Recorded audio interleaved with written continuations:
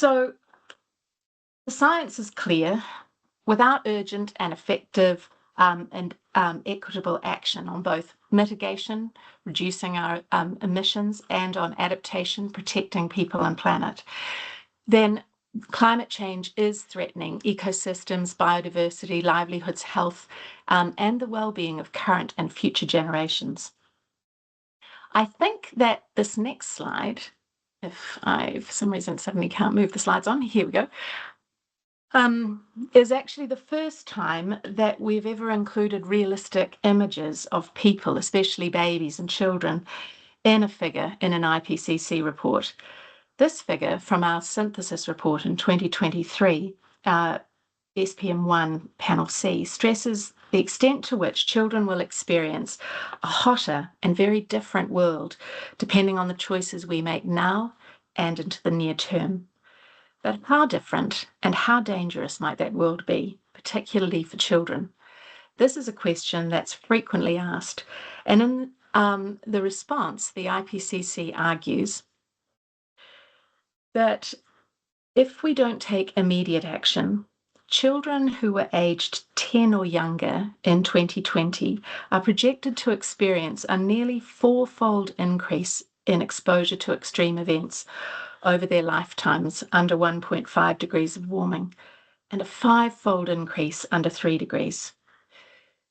These dramatic increases in exposure to extreme events over the next 75 years till 2100 will not be experienced by any person who is aged 55 or older in 2020 in our remaining lifetimes under any warming scenario. So the world that our children are entering will be very different from the world that we have experienced and known. Last week, the Copernicus Institute in Europe confirmed that 2024 was the first calendar year where global temperatures have reached more than 1.5 above the levels of the 1850s and 1880s when the Industrial Revolution began and we first began emitting large amounts of heat-trapping gases. We need to have temperatures averaged over decades before we declare that 1.5 as a degrees Celsius as a threshold has been passed. But even with El Nino conditions, there is agreement that this upward trend is now driven by human activity, as Alma said, and it's disrupting day-to-day weather around the world. But children experience and will experience this weather disruption differently from adults. As UNICEF and paediatricians writing for the Lancet note, children are not mini adults. They have particular physiological and development needs that make them more vulnerable to exposure to climate events. This message was echoed just last year at the UNFCCC's International Expert Dialogue on Climate Change in Children, which stressed how climate change will have a disproportionate effect for our children and future generations. So what are those effects? Let's look at some of the broad physical impacts first. Turning to think about physical health effects on pre-birth and very young children and caregivers, the IPCC's 2022 adaptation report notes that children and pregnant parents have potentially higher rates of vulnerability and exposure to climate hazards, extreme weather events, and undernutrition. In the chapter on health, chapter 7, heat is particularly identified as being associated with higher rates of preterm birth, low birth weight, stillbirth, neonatal stress, and adverse child health outcomes. Heat has complex direct and indirect impacts on child health. In regions, particularly in Africa and parts of Asia, exposure to high temperatures during pregnancy is linked to stillbirth, miscarriages, and long-term behavioural and development challenges. Recent research conducted by Duffy and colleagues from the Economic and Social Research Council in Dublin examined the correlation of temperature change and emergency admissions in Ireland between 2015 and 2019.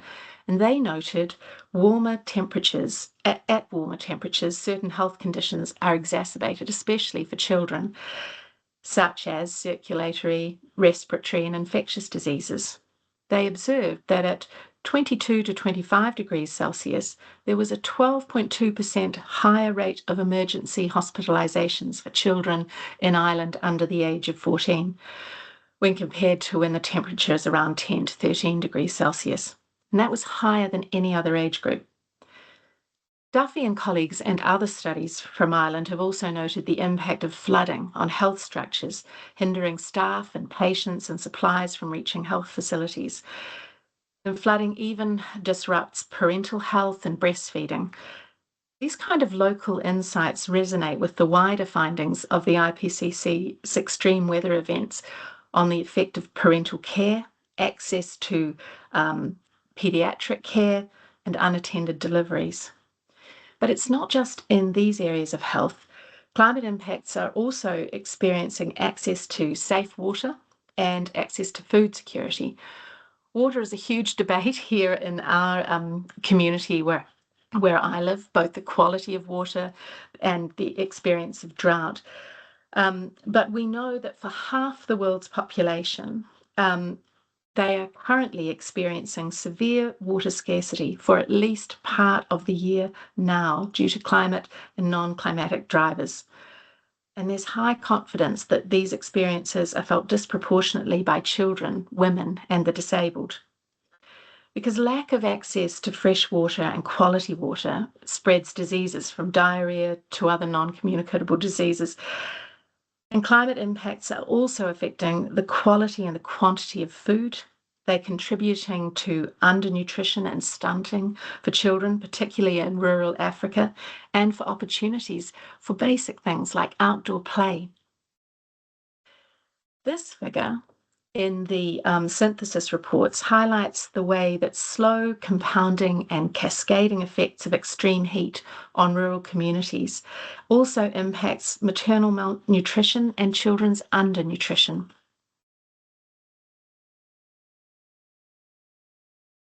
The IPCC's report was also the first time that we've focused on the effects of climate change on mental health. There's very high confidence in reports from around the world that the mental health of children and adolescents, particularly girls, is at risk. Individual chapters from regions, including Europe, note that the impact of heat exposure and the disruption of climate events, like flooding, on lives and homes impacts mental health. A Hickman study in 2021 of 10,000 children and young people aged between 16 and 25 in 10 countries revealed that 59% of young people report feeling very or extremely worried about climate change, and 75% say that they think the future is frightening. In Ireland, I see from the Irish Mind study that these are similar rates for young women in the ages of 18 to 25 who also report feeling very worried about climate change at about the same levels. But I do think it's important to say that feeling deeply worried and very anxious about climate change is not necessarily a disorder. As Hickman and her colleagues are at pains to point out, it's a symptom of an unjust moral injury. Children and young people recognize the serious impacts that climate change have on themselves, on others, on animals, on the planet. As Hickman says, feeling deeply worried about climate change is an indication that your conscience is alive.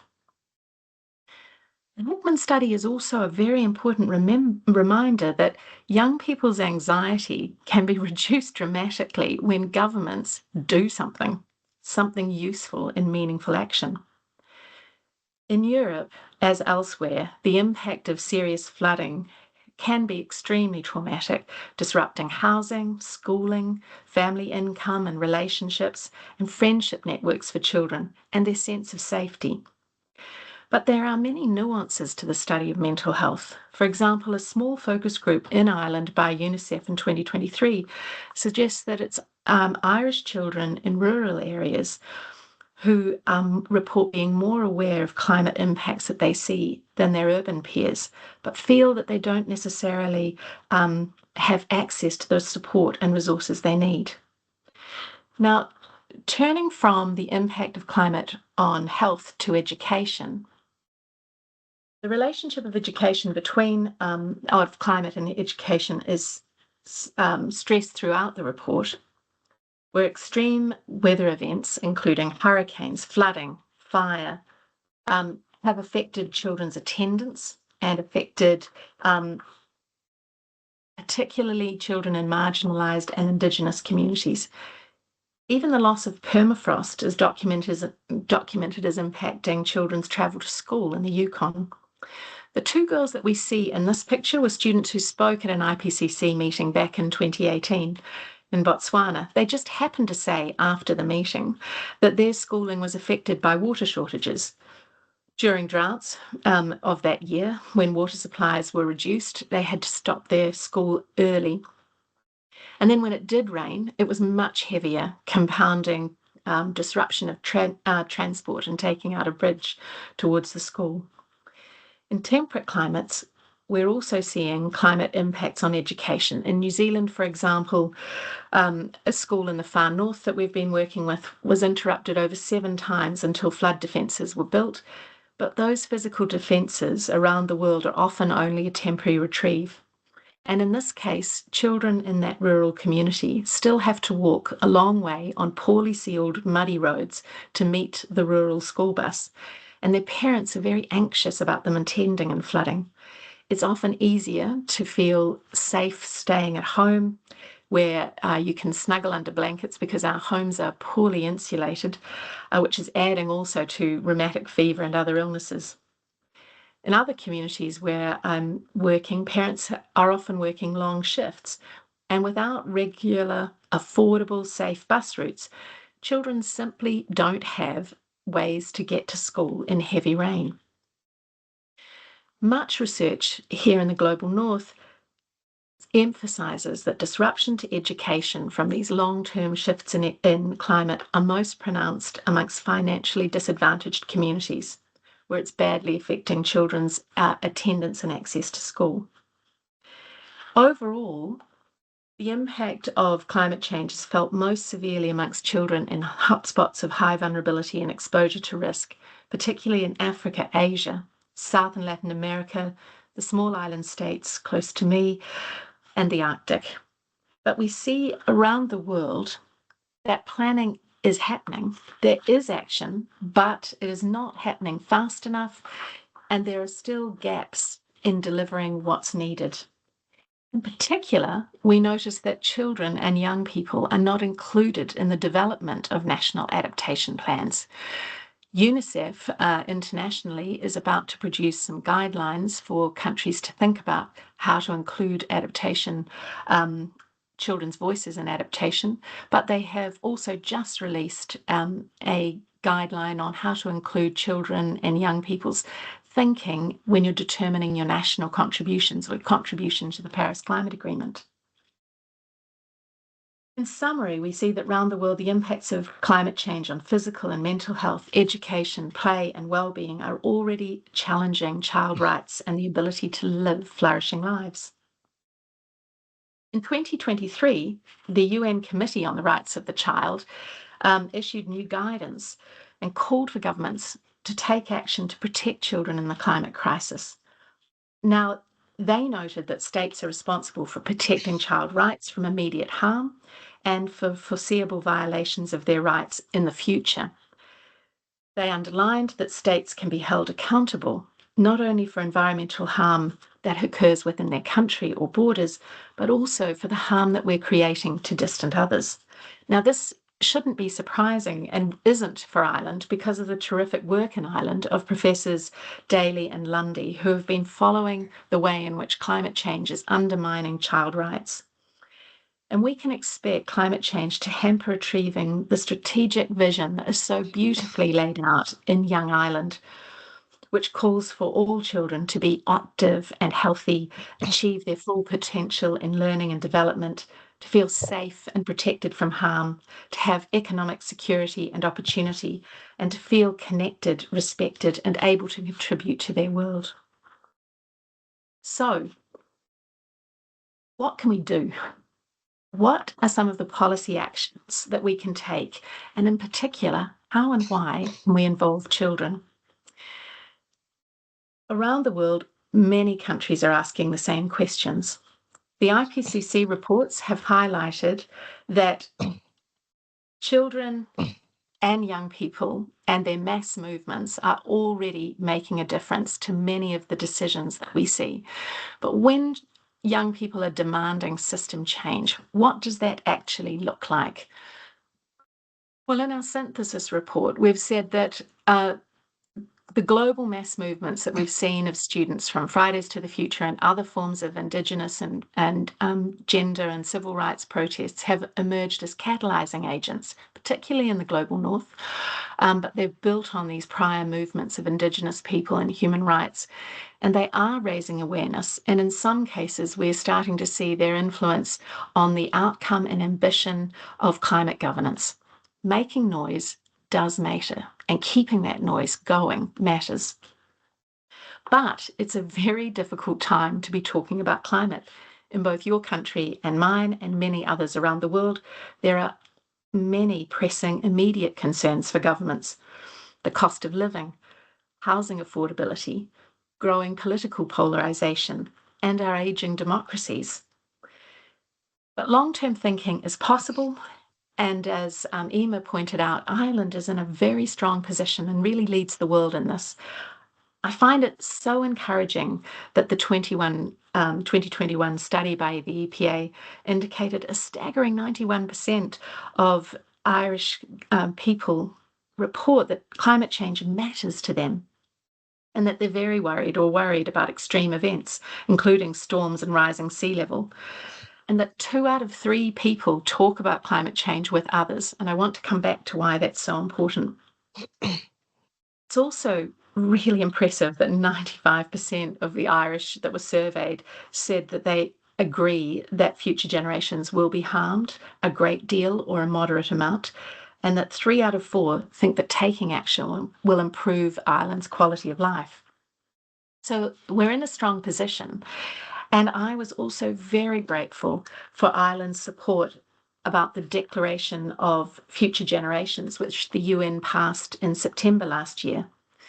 That declaration calls on all governments to recognise that decisions and actions and inactions today have an intergenerational and multiplier effect that will impact future generations exponentially. So it was very heartening to hear President Higgins remind the world that these international agreements actually matter. They might sound like blah, blah, blah, but they set a tone for national action. Or as he put it, this declaration is a once-in-a-generation opportunity for change. It's an opportunity to create international mechanisms that better reflect the realities of the 21st century and can respond to today's and tomorrow's challenges and opportunities. That declaration highlighted the importance of promoting gender inequality, and it encouraged governments to hold intergenerational conversations, to think about the ways in which the interests of future generations can be protected and safeguarded by prioritising urgent action on climate change, biodiversity, water scarcity, pollution, and other environmental challenges. But how do we actually do this? How do we become good ancestors, to quote Roman Kasnarek? We're not terribly good about thinking about the long term. As a political scientist working in climate, I'm often constantly stunned by the comments that are made by my science colleagues that I just haven't thought about before. So Professor Peter Thorne from Maynooth University is a leading climate scientist within our IPCC chapters and synthesis report. And it was just the way in which the summary of the synthesis noted that when we take urgent near-term action, we need to consider that the choices and actions that we implement in the next 10 years will have impacts for thousands of years.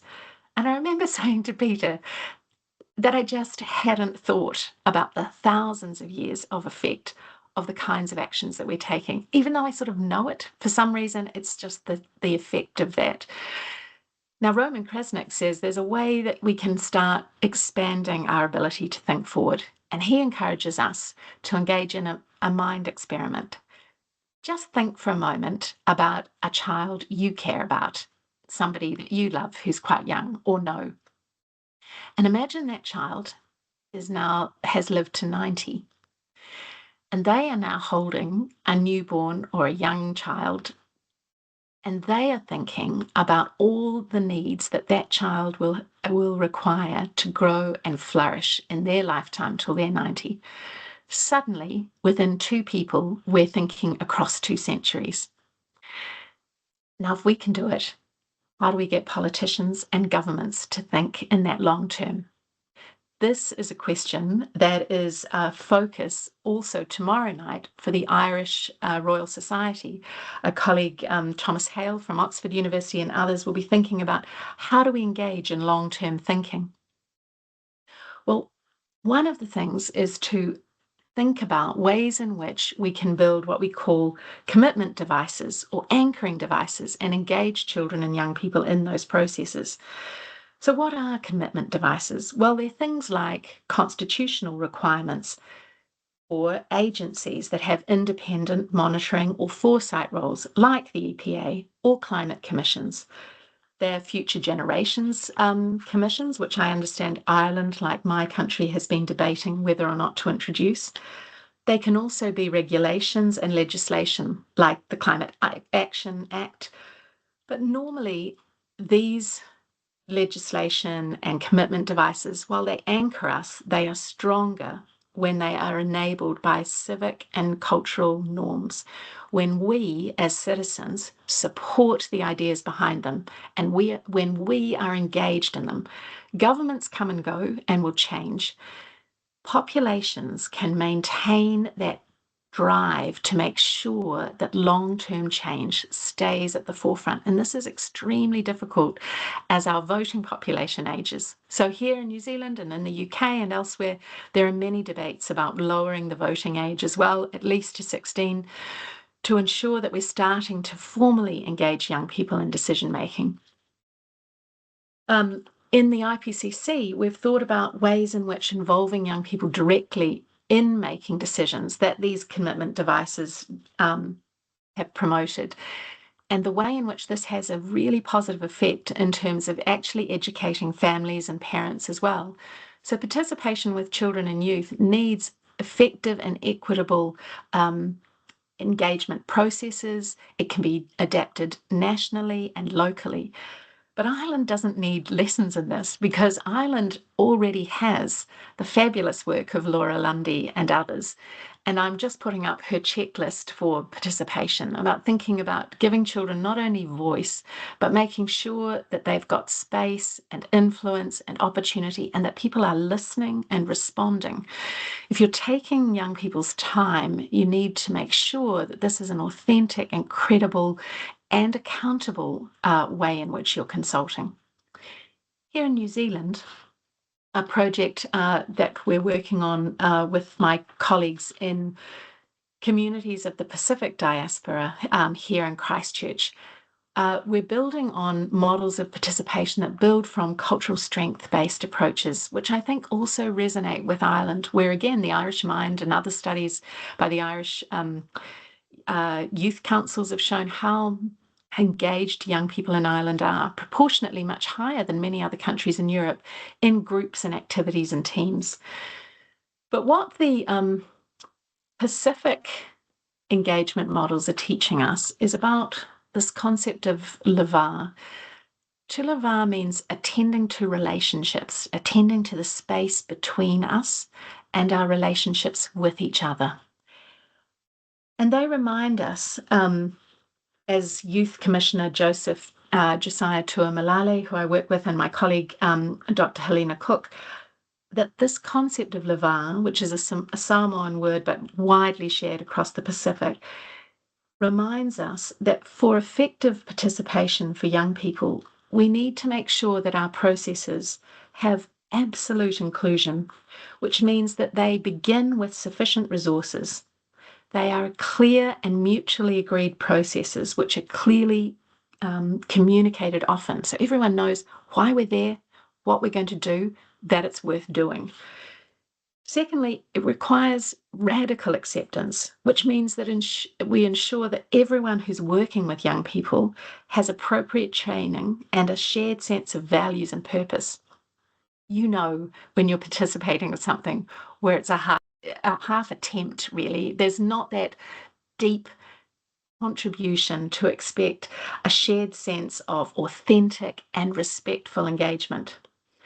And finally, full participation is an idea that resonates with previous studies by Roger Hart, Sherry Arnstein, and others, where we look at models of participation that aim for power to be shared and for a genuine commitment and a sense of a group identity forged over time. And I stress this idea of forging over time because often, particularly in research, but also in government consultation, participation with young people can be very short. It kind of comes in, there's a small amount of funding, it's done at a time, and you move on.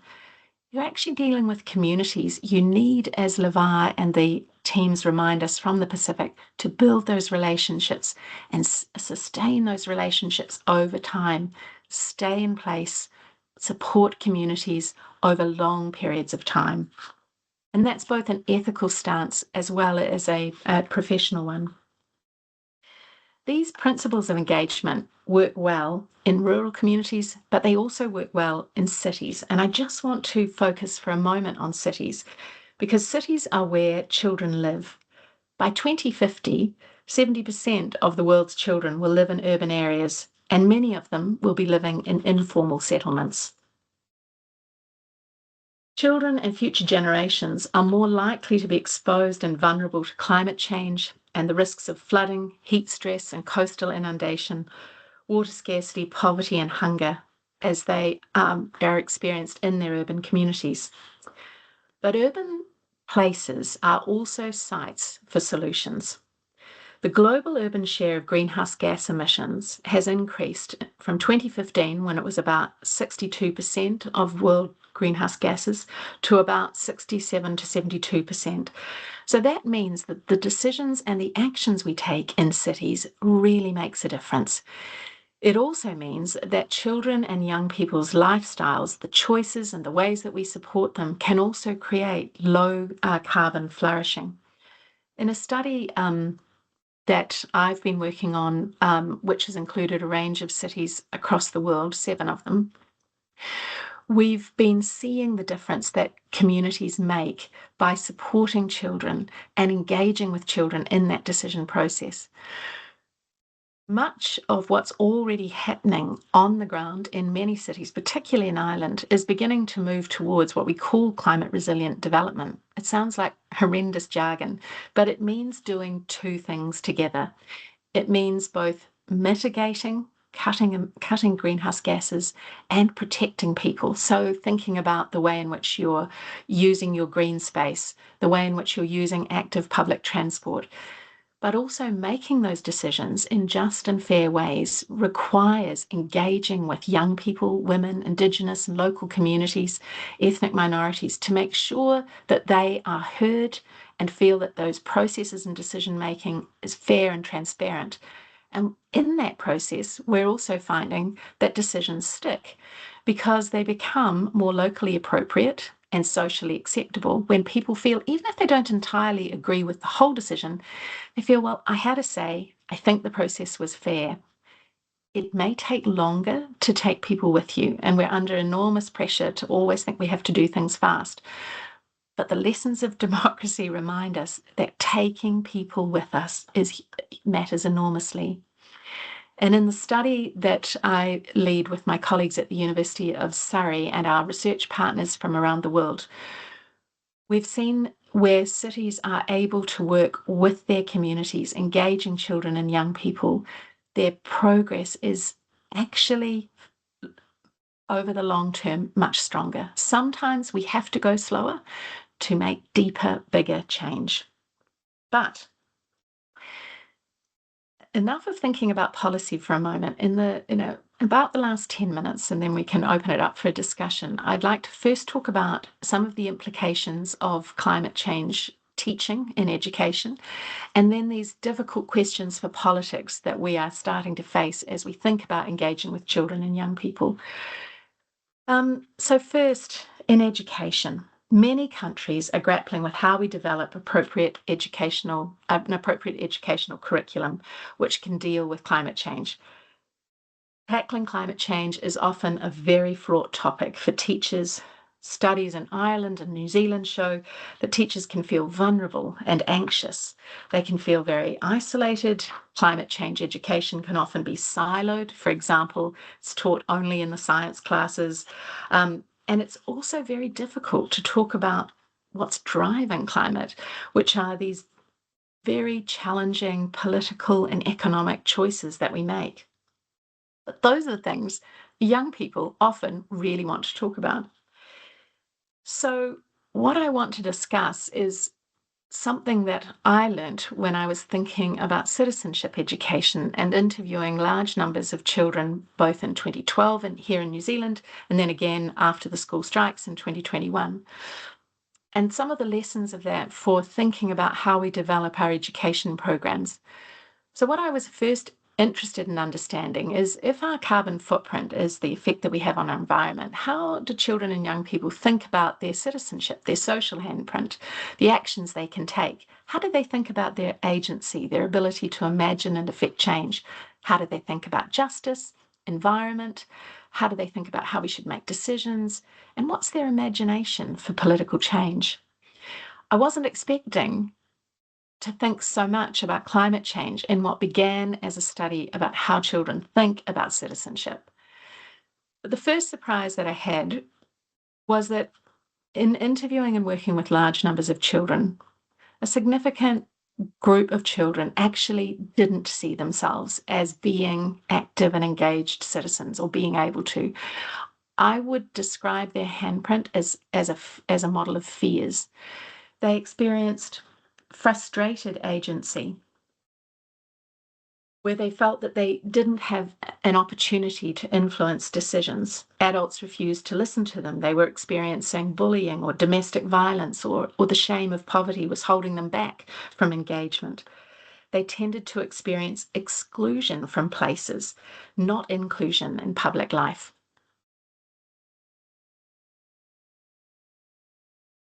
These children, also in discussion, expected leadership to be authoritarian. They tended to want a strong person who would make a decision and take action. When things feel bad, you want somebody who's going to actually lead. And often in conversation, many of their ideals about justice were retributive. They wanted an eye for an eye. Awful things have happened to me. I want something. I want to see this justice happen. Time that I first wrote in 2012 and was listening to children, I noted the compounding effect of all of these experiences was silencing children's political imagination for change. But I wonder now that we repeated the study in 2022 when 2021, when we're exposed to this vast amount of social media disinformation, that actually it also lends itself potentially to being receptive to ideas of conspiracy. Because when you feel you've got no control of everything, having ideas that actually you know something that other people don't, that those fires were caused by arson, that flooding was really, that climate is a hoax, this inside knowledge helps you feel some sense of agency and control.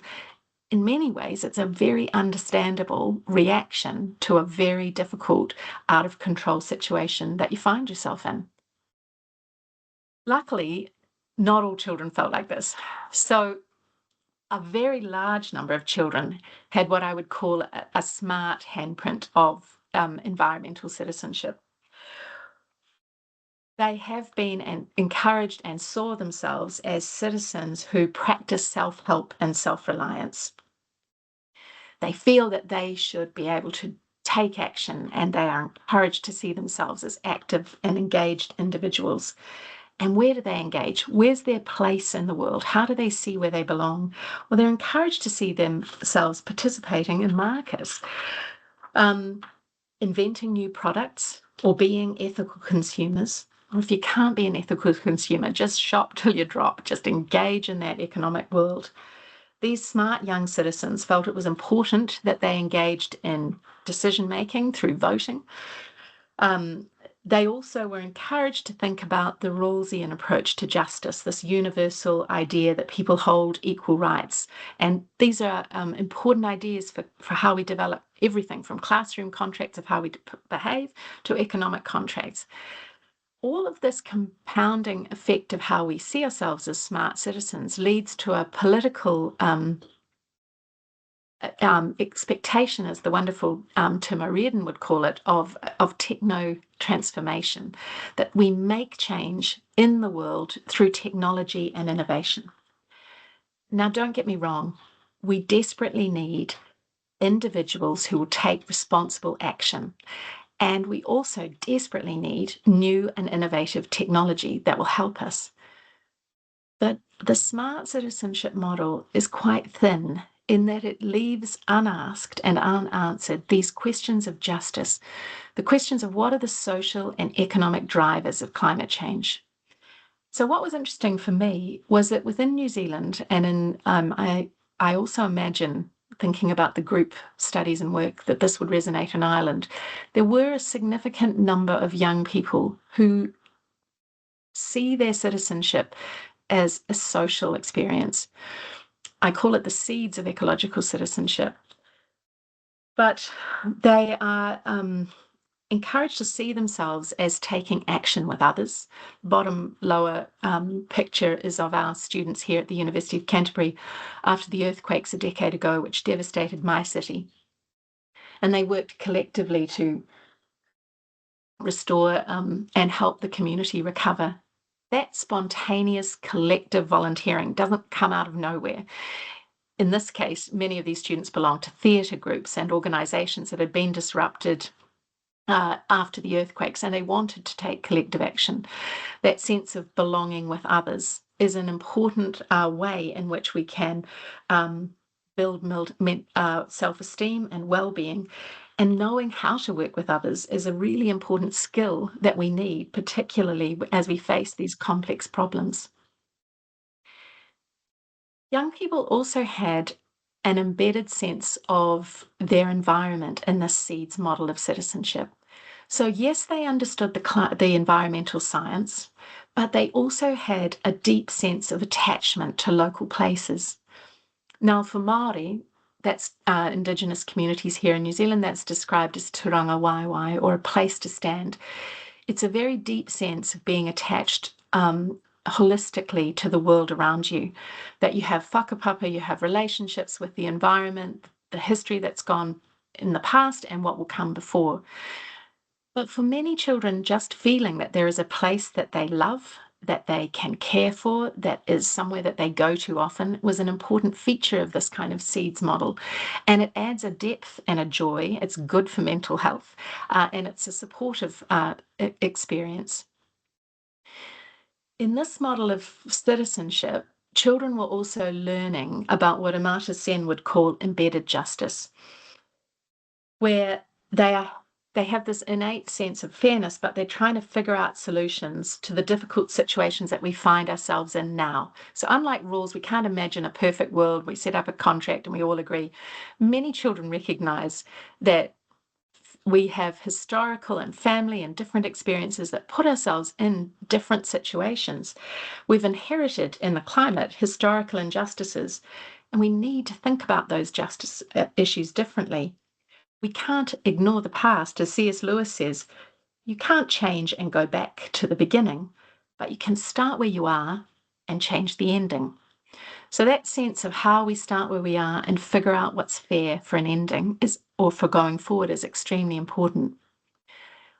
Their forms of democracy, how they thought about democracy in 2012 and 2021 was really interesting, because already we could see back in 2012 children in this model connecting outward with others. After the school strikes, you know exactly what decentered deliberation means. It means experiencing what's going on in your local community, but also sharing that with other places around the world.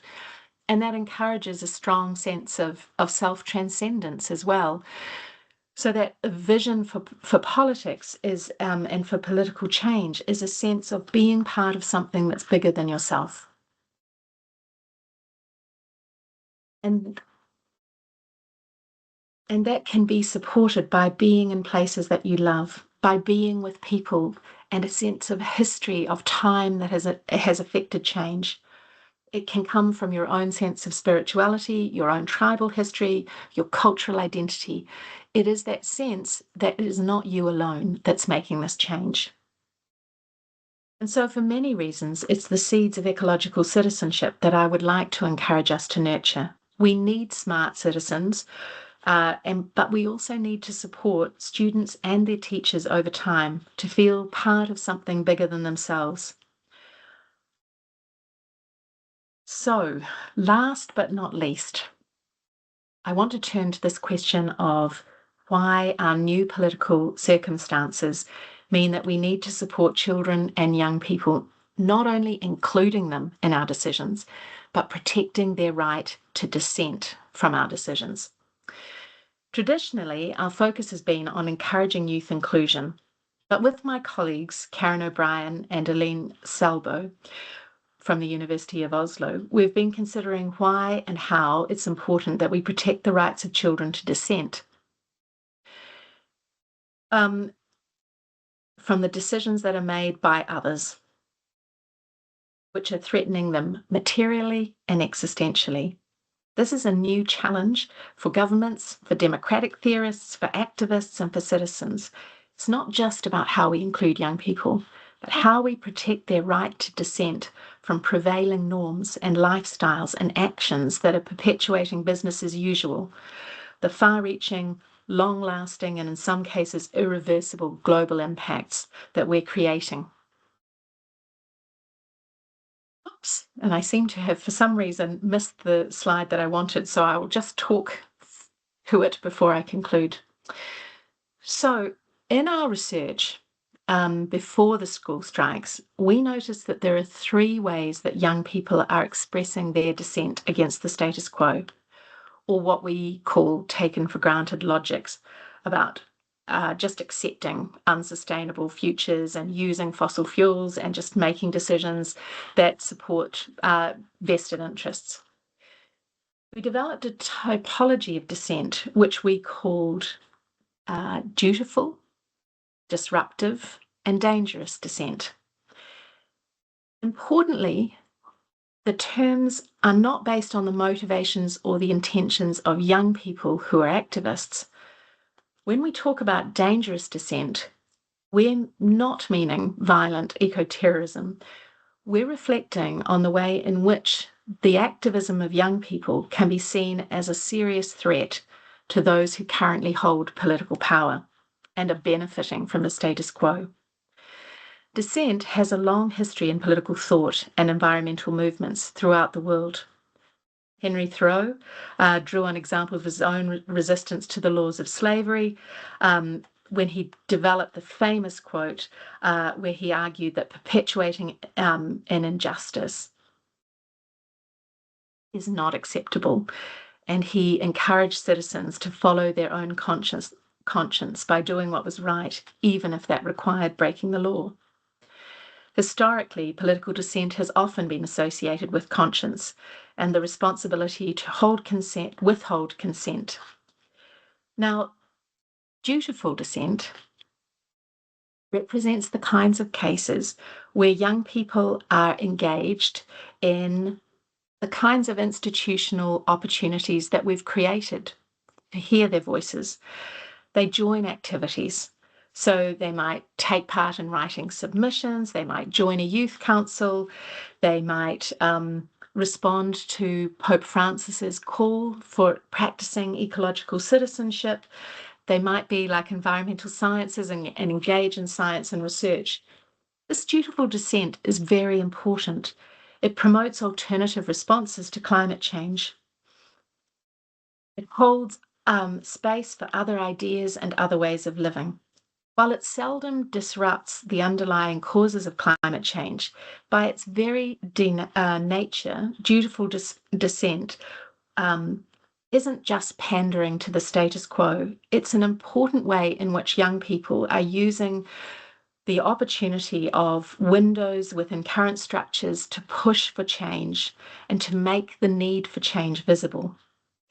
Disruptive dissent happens when young people are feeling that that's not enough. And people can do many of these different forms, dutiful, disruptive, and dangerous dissent, all at the same time. We need all of them.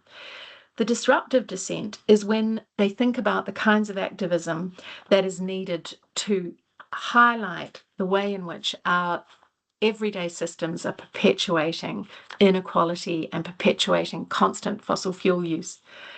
They may involve boycotts, disrupting international meetings to draw attention to hypocrisy of flying to those meetings, or the exclusion of important voices. They may protest key concerns through political marches and rallies, stopping commuter traffic at high points of the day, or highlighting oil sponsorship by gluing yourself to a painting in an art gallery that's sponsored by an oil company. This disruptive dissent creates problems, irritation for those in power. It draws attention and creates moments of social reflection. It can generate debate, not always in the ways that young people would like, but it does open spaces for new actors and issues. It creates momentum for social change. But that disruptive dissent is different in our argument from dangerous dissent, where we don't mean, as I say, acts of violent terrorism, but the kind of dissent that fundamentally challenges the status quo. It might develop precursory ideas for transforming our societies, building new networks, new alliances, new economic systems that don't rely on economic growth, new power networks that build on and draw in Indigenous people and young people, new networks around the world that can challenge and force some change. This dangerous dissent illustrates alternatives that can inspire and sustain long-term transformation, and it includes a whole wide spectrum of ideas and actions and discourses. It is dangerous because it threatens established power elites and their investments. And in their responses to that dangerous threat, we are seeing that governments and businesses are increasingly using anti-protest laws or invoking wide application of existing counter-terrorism laws to silence the decision-making action of young people, to make it frightening or to dissuade people from taking action with high court costs or threats.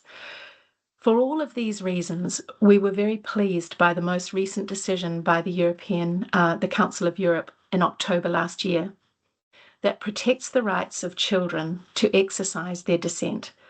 The Council of Europe resolution calls on governments to protect young people, particularly young environmental defenders, when they are dissenting and advocating for clean, healthy, and sustainable environments. They call on governments of Europe to protect the civil, political, economic, and cultural rights of all young people who are facing significant barriers to be heard.